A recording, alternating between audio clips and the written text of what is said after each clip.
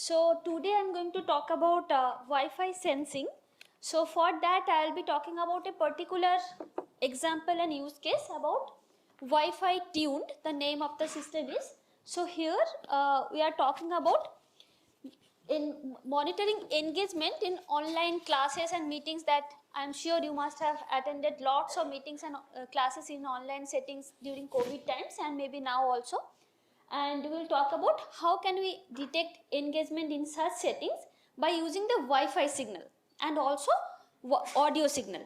So much of my slides have been taken from Vijay, so thanks to him. These are my collaborators. So before I talk about the actual project, so let me first give you a brief introduction about what is Wi-Fi sensing. Okay.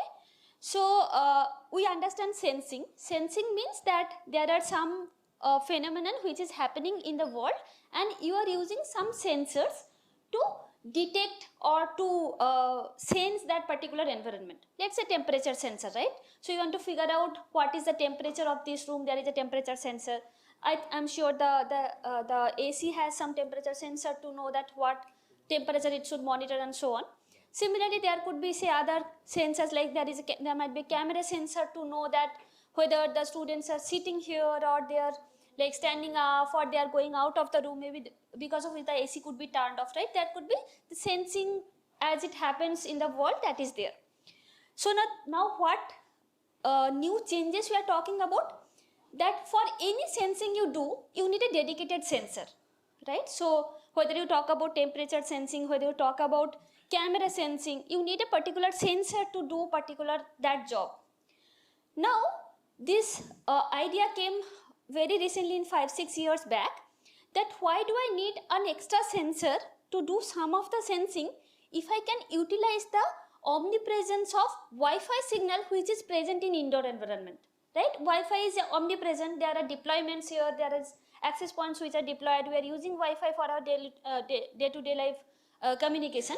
So then the suggestion is that use the Wi-Fi signal to do the sensing task. So what sort of sensing task can be done? So that I'll talk about it. But here the idea is that just use the Wi-Fi signal to do some sorts of sensing. So let's take a very simple example. Suppose how is this even Wi-Fi sensing possible? So you have your Wi-Fi access point and say I have my mobile phone over here, right? And my mobile phone is receiving the signal from the access point. Now suppose that I'm just standing here versus I'm just walking and talking to you. If you monitor the Wi-Fi signal at my phone, you will see that there have been some changes in the Wi-Fi signal, right? It's not the same. Okay, so similarly you are many such activities you are doing, you are sitting, you are exercising, you are walking. So these sort of things, the changes in the signal can be detected at the receiver and based upon that you can do some sort of sensing. Okay, so and for this it uses, I kept on talking about Wi-Fi signal. So when I talk about Wi-Fi signal, it uses a property of Wi-Fi signal called CSI or channel state information. So in simple terms, you can think about that whenever you connect to an access point, you receive the signal strength. That is the signal strength. We say that, hey, I am getting good signal strength. We see the icon is like little bit this thing, more tower or bars are coming. So you can think of this as terms of some signal strength that you are receiving from the access point. Okay. So apart from the signal strength, it carries more information. That is called CSI or channel state information. This channel state information is typically utilized for enhanced wireless communication. So the CSI came into the picture, or CSI is used in today's Wi-Fi communication for better communication. Like you can do more sort of, if you have heard about beamforming, MIMO, more bit rate you can have with this sort of CSI signal if you get good CSI and so on. So then what does exactly this CSI provides? So it provides the information about characteristics of the Wi-Fi signals. Okay. So then this idea is that, so let me put this example in forward. Say suppose that you are connecting to the Wi-Fi access point and the access point needs to figure out that at what rate it should send its traffic to you, because I might be very close to the access point, but that girl might be far away. So she might not be able to operate at the bitrate at which I am operating. Because of these sort of reasons, the access point needs to know where you are, or how is your signal strength, how is your channel environment, because of which the CSI came into the picture, right? So then the sensing guys are telling, hey, if the CSI is there, why can't I utilize it for knowing other things than where you are? Okay, so the idea is the following, that using the CSI, you can know the changes in their signal amplitude and phase as they are affected by the environment and the object. So a property of Wi-Fi signal is that it gets reflected from different obstacles present in the indoor environment, like you yourself, the tables, chairs and these walls, everything acts as a reflection medium to the Wi-Fi signal. So as they get reflected and get received at the receiver, so then the CSI helps the Wi-Fi to understand what all were there present in the environment. Right? The original purpose of having CSI was completely different. It was knowing that where you are, such that I can optimize the current bit rate for you, or I can beamform my antennas to the particular direction and so. Then now we are telling, hey, if the CSI is carrying that information about how is my environment, why can't I use it for sensing? Okay, so this is this idea, and there are multiple applications of Wi-Fi based sensing coming from tracking, fault detection, activity recognition, even breathing. So these are like coarse grained activity, as you can say, activity, fault detection, tracking, but even fine grained activities like breathing monitoring, gestures that you are doing, even imaging. So people have shown use cases that where Wi-Fi signal is used for all these sorts of applications, starting from coarse grained activities to fine grained activities. So I have just this basic slide for everybody to understand what I am talking about. So everybody understand there is a transmitter and there is a receiver. There is a sender and the receiver, and all I am talking about is Wi-Fi. Okay, all this tutorial has talked about Kubernetics and eBPF. So this is at the high level. I am talking about layer 2, which is the link layer that you are using, which is the Wi-Fi layer. So here, say suppose there are two obstacles here. One is this above wall, and then there is some obstacle over here, and then there is a line of sight path.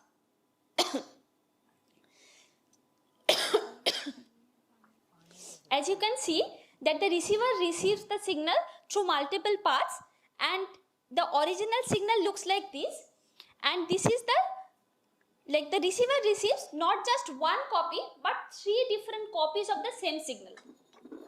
Okay, and using these 3 different copies of the same signal, it tries to combine these 3 different copies and tries to figure out what the transmitter was actually trying to receive. Now let's come back to the sensing. The exact same example, let's come back to how we are using the same reflections for doing Wi-Fi sensing.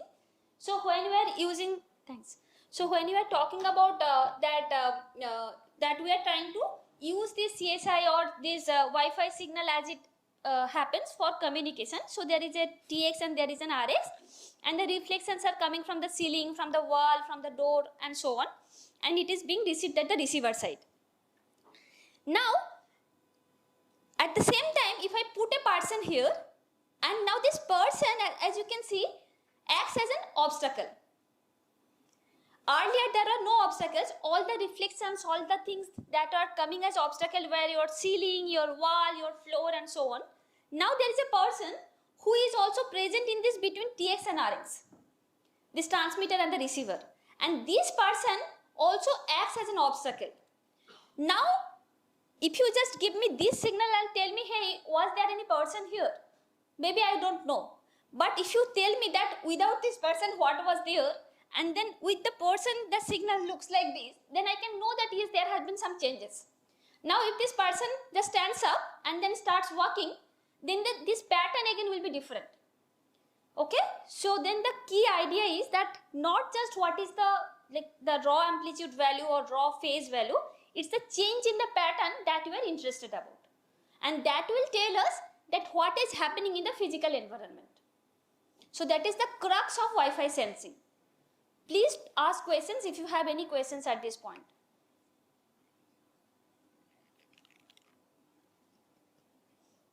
No question is a stupid question. Please ask so that your doubts will get resolved. Yes, any question is there?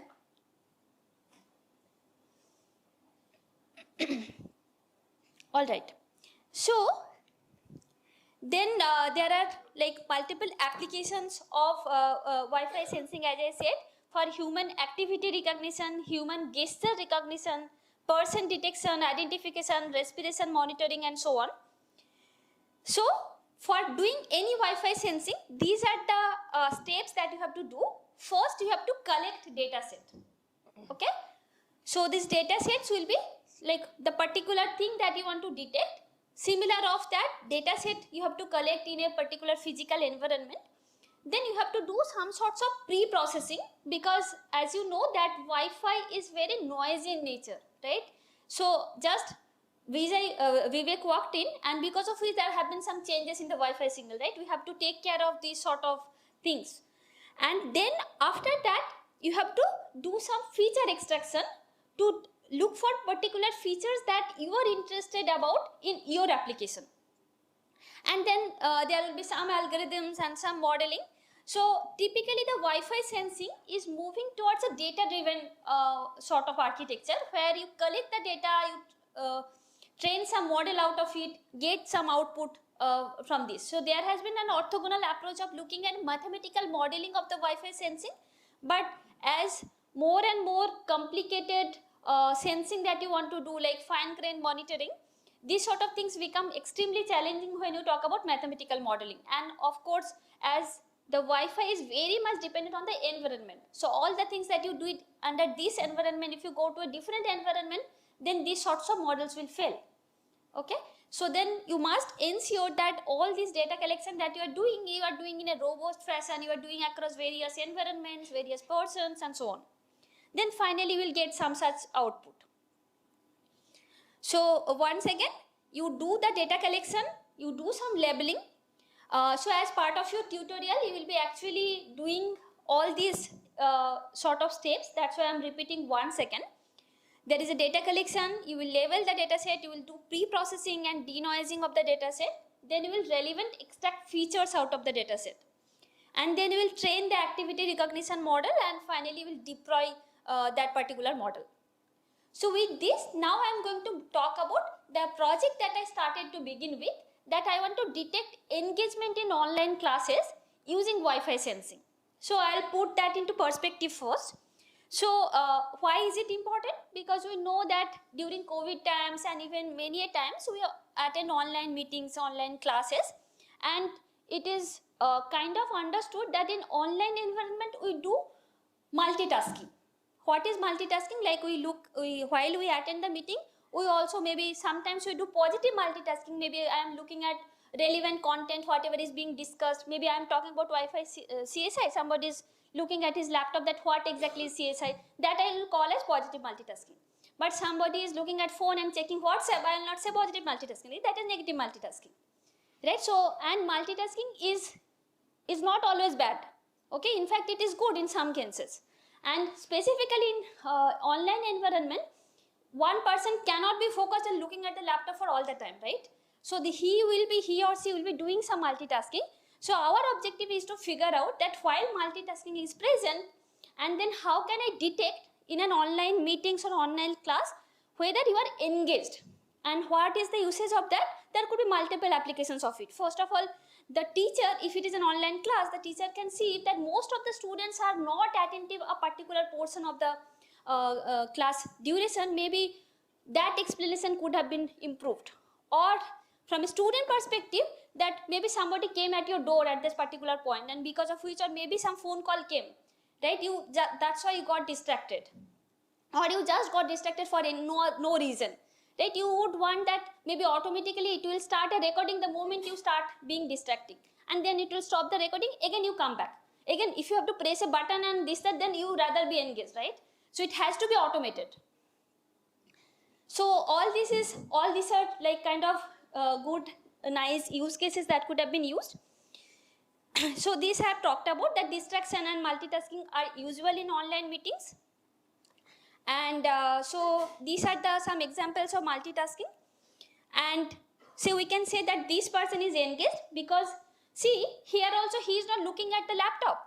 He is in fact taking notes. But I will say that is a positive multitasking, right? Because whatever content is being discussed over the meeting, as part of that he is taking some notes. But this person is like, whatever is being happening on the online one, he sees as checking her phone, right? So these I will tell as negative multitasking.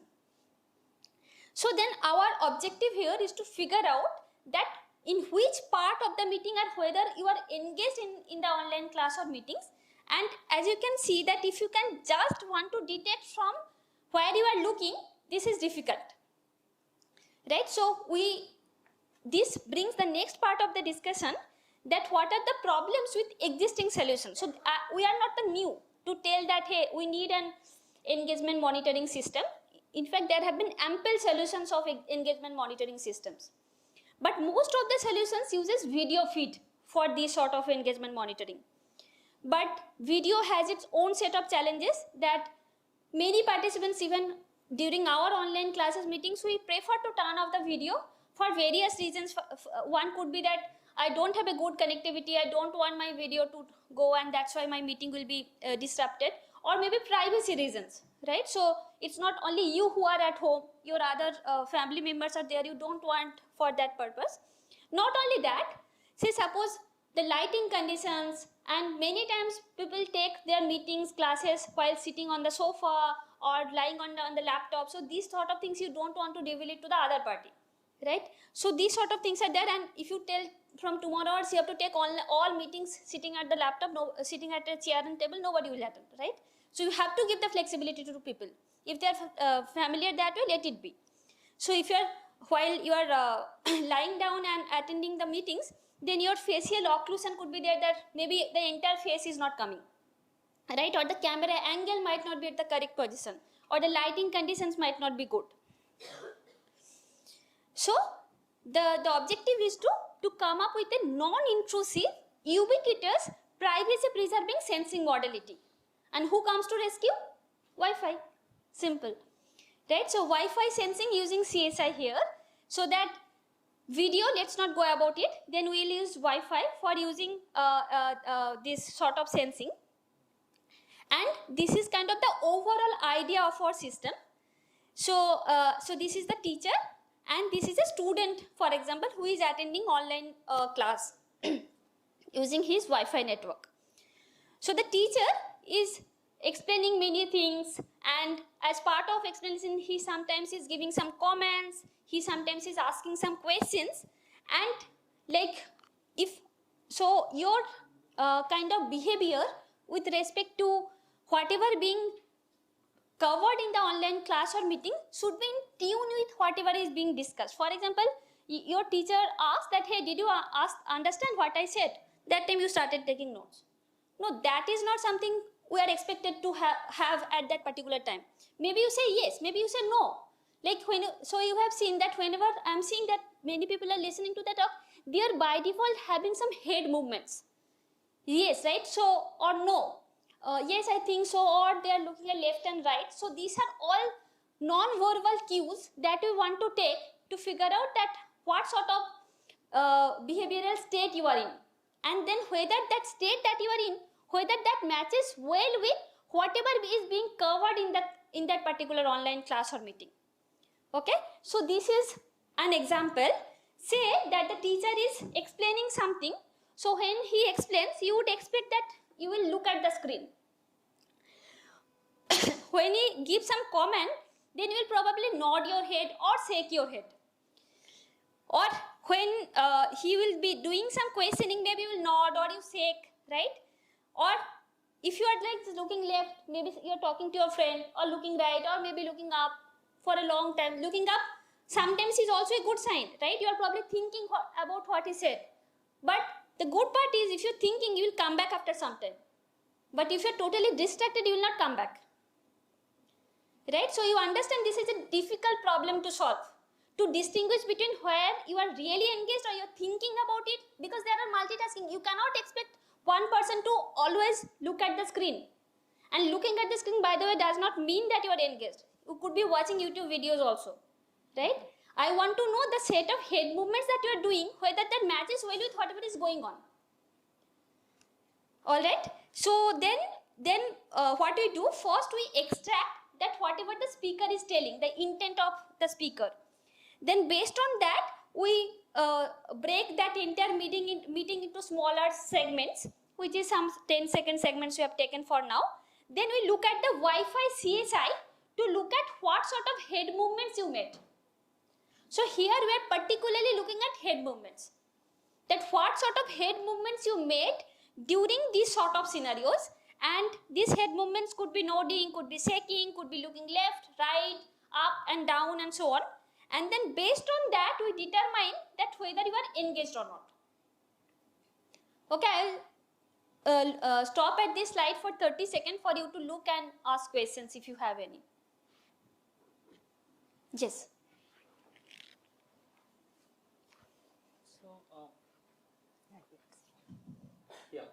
So, is it not fundamentally very difficult to carve out all the preconditions? So, I'll give you a very specific scenario. Suppose someone has turned off the video, right, and she is on a wireless headphone. She could be completely engaged in that conversation, but she is not compelled to look at the screen because her video is anyway turned off. So, she might walk around, go to her couch, and lie down after a while still listening to the talk, right? Because she is on a wireless headset. So would that be marked as a distraction or? No, it won't be. It won't be. Because as you see that, for example, you are saying something, by my natural behavior I nodded.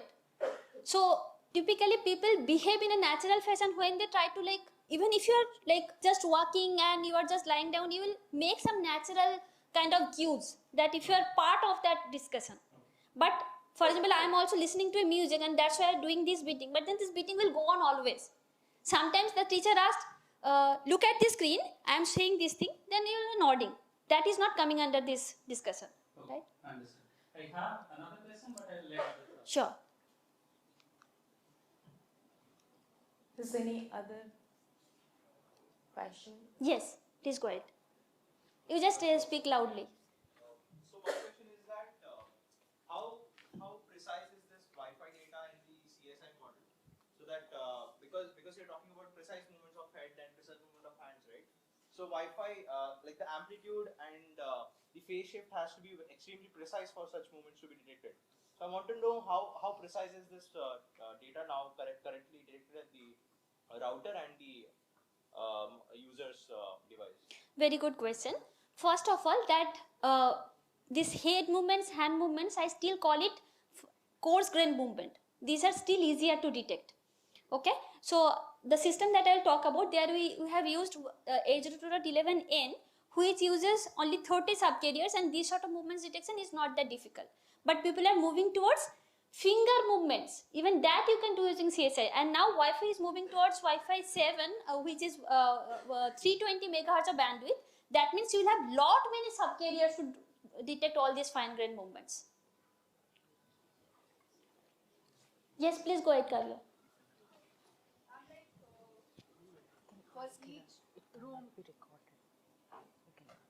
For each room, there are different access points. So, like, I'll have to create a different data set for each room then. And Yes. for each person, it will be personalized then. That's correct. So if you are going to be doing about different rooms, you have to collect in different rooms. That's about it. That's the problem with any data-driven models. Like, for each person, I'll have to create. Not each person specifically, because person-wise it doesn't depend much, because the movements sort of are similar. It will like kind of work that fashion, in that fashion. I will show you some results to answer your questions. Okay, so in the interest of time, I will move forward.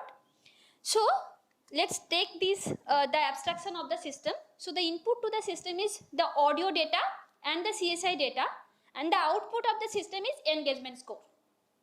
Okay, so from the CSI data we detect the, we call it head gesticulation or head movement. What is the head gesticulation pattern? And then we also detect the intent, like what the speaker is telling. Then we classify the segments as now these two are input. Now we try to correlate these two. For this we do a classification and we do the computation of the engagement score for the entire meeting, and then we give both the segment wise engagement, like for each 10 second how were you, and also in the entire meeting I can tell you say 70% time you are engaged. So then finally I will get this sort of an output. So to answer your question, how fine grained are they? So we collected the CSI data and we trained the by LSTMA neural network model. So for this this is the network layer as you can see, and these are the output of our LSTMA model, looking down, looking up, left, forward and so on. Right? These are the different head movements we are detecting. And then for detecting the intent, we used a pre-trained model.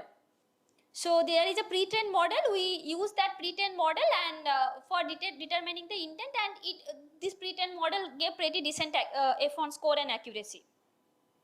So some of the examples of the intent and explanation, questioning, comment and so on. Then what we do, that I am going, so note down the numbers, okay. So there was one was head gesticulation recognizer, 2 is intent recognizer, 1 is this, 2 is this, and 3 is that finally now I have to tell how engaged I were.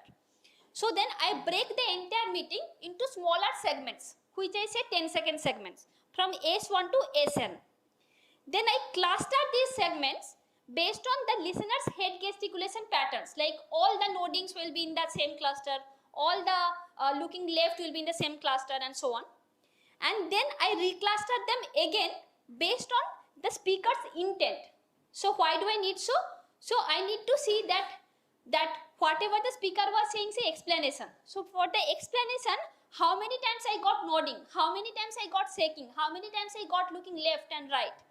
Right? So then way I get those subclusters, and then within this subcluster, if my head movements is expected to be what it should be with respect to that intent, I give a +1. If it is not, I give it a -1. Not immediately, I'll come to it.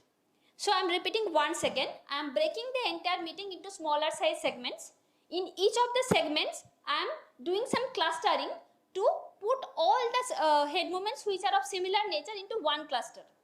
Then within that cluster, I again subcluster based on the intent as to what the speaker was telling. Then I do a +1 for that intent and that head movement if it is expected. What is expected? For example, I know that if there is some explanation going on, people will likely to do head nodding or maybe taking notes. So this sort of kind of rule we came up with, and then we are, with respect to that, we are giving some +1, and then if it is not, then we give -1.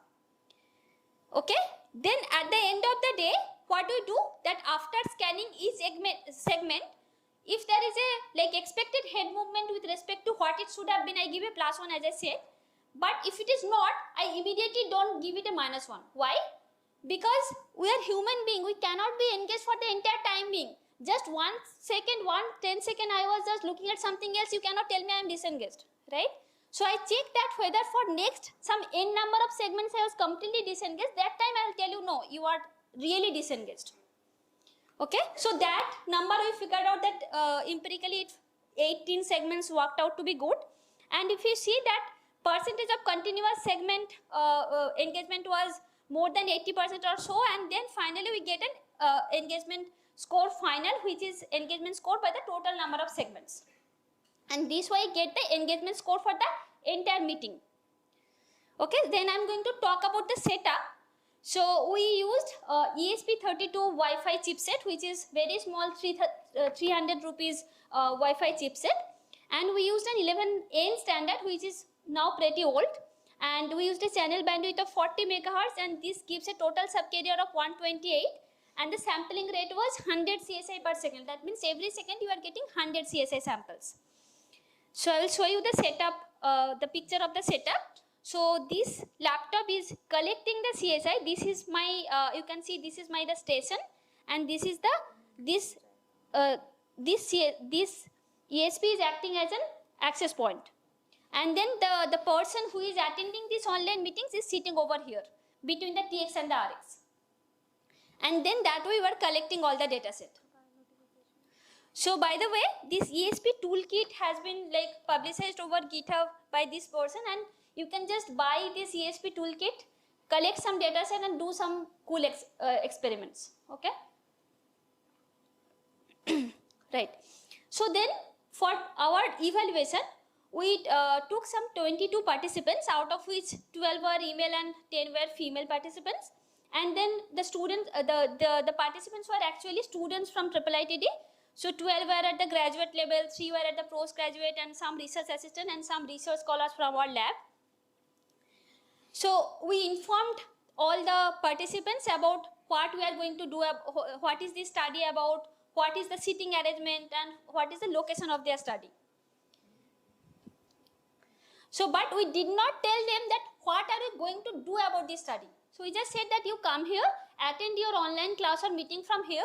We did not say we are detecting engagement, no engagement. We just said you behave normally. We will give you some Amazon coupons if you attend your online meetings from our setup. That's it. Okay. So then we instructed that please maintain your natural behavior. If you don't want to be, if you are not interested about the content, you behave normally. If you are interested, go about normal natural behavior, you just showcase. Then in total we have some 132 meetings with a total duration of 42 hours, and we got this many time sample CSI samples, and the average number of samples CSI for each participant was this, and we also had, for ground truth we also collected video feed. Okay, because we need to know the ground truth wise whether the person was really engaged or not. So these are the percentages of different head movements we saw in the entire data set. So once we collect the CSI data, we remember that I said we have to do pre-processing. We had applied a number of pre-processing steps, denoising, then some filtering applications, filtering we have done. So we'll be learning about this as part of your tutorial. And then at the end of the day, we get 100 features. Then we need the ground truth. For ground truth, we use MediaPipe to detect the face from the live video feed, and we extracted relevant facial landmarks. And then we estimated head pose for that. From this thing, we finally scan these 30 frames per second we are getting, and find the temporal relation to find out whether it was head nodding, whether it was looking up, and so on. Then video feed is at one angle, but who will look at the video feed and tell that, hey, this person was really engaged. Right? For that, again, for this, so remember that in any research, having the ground truth is one of the most challenging tasks that we often forget. Right? So here also the ground truth, knowing that whether he was really engaged or not, so we recruited some annotators, some 15 annotators, and each video segment was reviewed by 3 annotators separately, and these 3 annotators told us whether in that 10-second segment whether he was engaged or not. If I tell the annotator look at the entire meeting and then tell, then that won't be very fine grained. So that person was said that look at this 10-second video and tell whether this person was engaged or not. So then we developed a web page. In that web page, this sort of video was there, and then all the thing that the annotator had to do was to tell whether the person was engaged or not. And then we got some 67% samples where they were engaged and 32% were disengaged from the ground truth.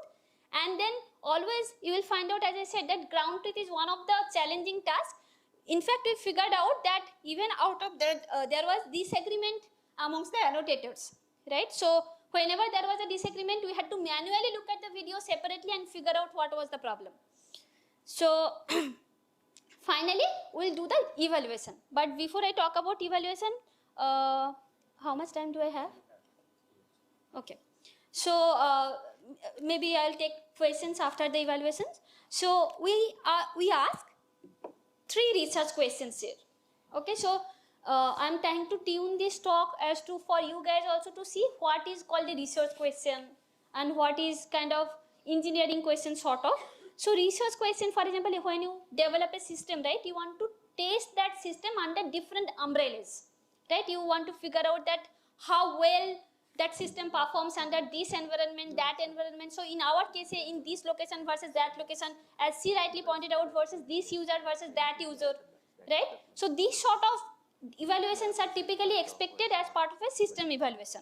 So our first question is, how well can Wi-Fi tune classify each segment as engaged or disengaged and can compute the engagement score? Second is, how well Wi-Fi tune perform in different locations and with different meeting content, and how well can it recognize participants' head gesticulations. So for any system, again, you should compare with multiple baselines, right? How do I know that your system is good? One is ground truth is there, but what if there is another system who is better, like who is very close to ground truth? Then why should I bother using your system, right? So that's why we compared with two baselines here. The first baseline is called gaze pattern. So it is a video based ground truth. So it looks at the video and it extracts the eye gestures and correlates with the movement of prime objects or focus in the meeting, and based on that it detects the engagement. It's a complete video based solution. And then we also came up with our own sort of another baseline, which was rule based. Rule based meaning we are saying that we will see that what is the most occurred head gesticulation in that particular segment, and that I will tell is your head gesticulation, and based on that we will say that whether you are engaged or not. So we did an evaluation. Don't get overwhelmed with the graph. I will come back to it. So the graph shows across each participants, we had 22 participants, what is the accuracy and what is the F2 score. I am talking about F2 score here, not F1 score. Okay. So because our data set was imbalanced, most of the data set was about noding, that's why we had to use F2 score. And this shows a comparison of Wi-Fi tuned with rule based and gaze pattern as the baselines. So as you can see, this green, the blue one is our Wi-Fi tuned, both in terms of accuracy and in terms of F2 score, that it performs an accuracy of 86% and F2 score of 85%, and it actually shows an much improvement compared to even the video based solution. Video based is the state of the art here, right? There has not been a CSI based engagement monitoring system, that's why you could not compare with a CSI based one. Then as I said, right, it depends on the user. So some users will be engaged, some users will be not interested into the content, but how well can it tell that, say we figured out that some 14 participants were very engaged, they are all through the entire meeting. There are some mediumly engaged students and there are some disengaged participants. So we figured out that it can accurately identify the engaged, mediumly engaged and disengaged with an average error of this. And this, for example, when they are completely engaged, even the baselines performed well. But when they are not engaged, then this video based solution completely failed. Okay, so then they have a much higher error than whatever we are facing.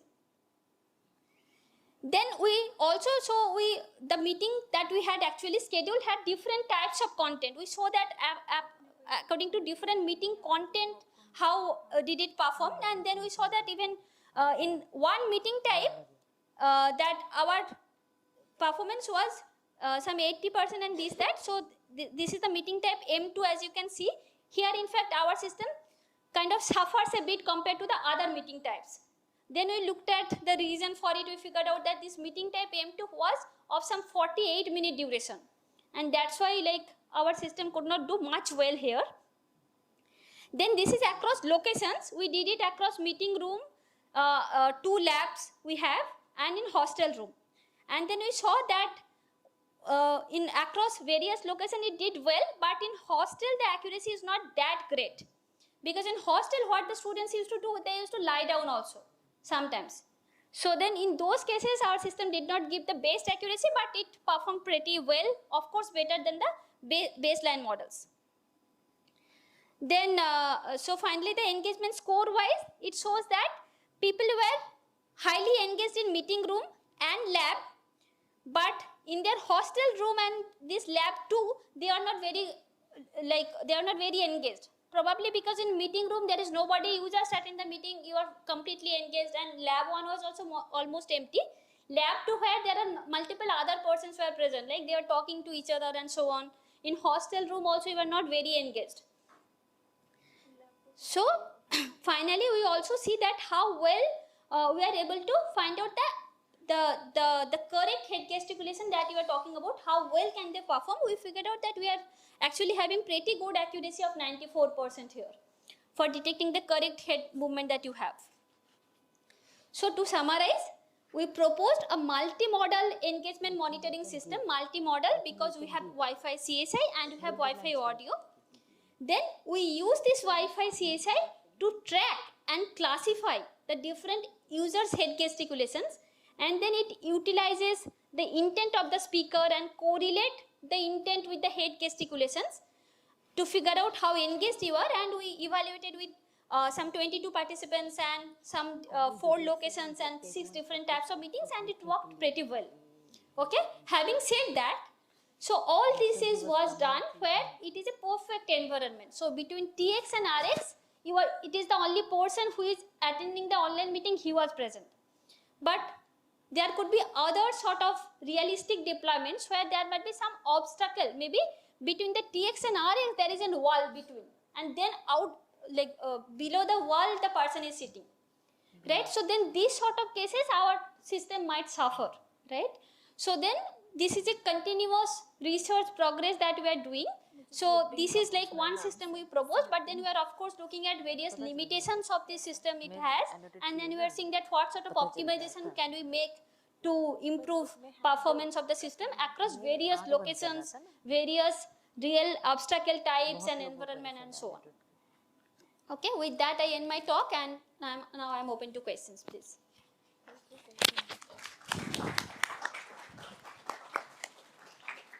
Yes.